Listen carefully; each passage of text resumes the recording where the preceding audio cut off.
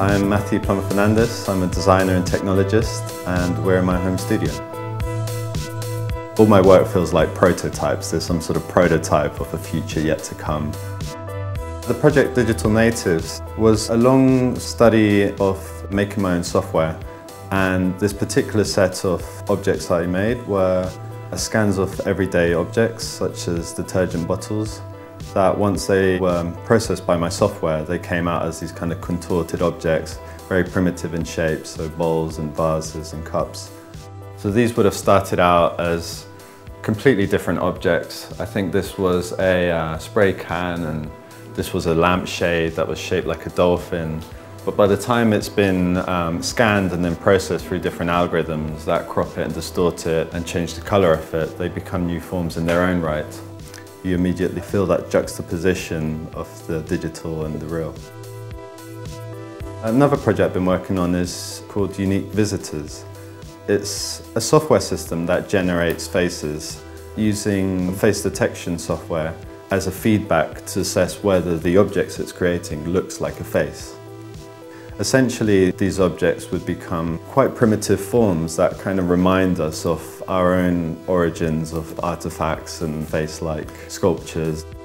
I'm quite interested in how those early primitive forms now translate to early artificial intelligence, and how some rudimentary artificial intelligence system could start sculpting and producing heads and Venuses and all these kind of cultural artifacts that has taken us so long to master, and so now we're sort of teaching machines how to do these things.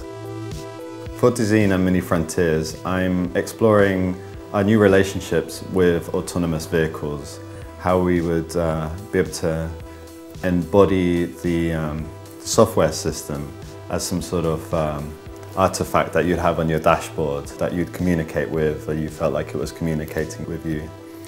There's a lot of background research that's gone into that idea. I mean, people used to have ornaments on their hoods. In certain cultures you would have dashboards, gods and goddesses somehow protecting you.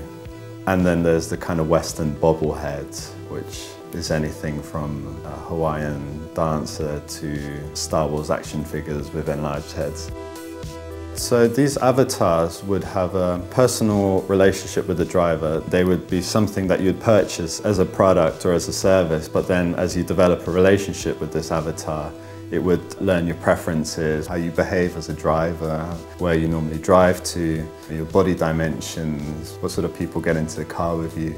So even if you would change vehicle, you'd somehow take this avatar with you and install it into your next vehicle. This would, for me, be the provocative future for the car industry, that it became more of a car avatar and software industry. It would be about designing that experience that you have with the car as an avatar.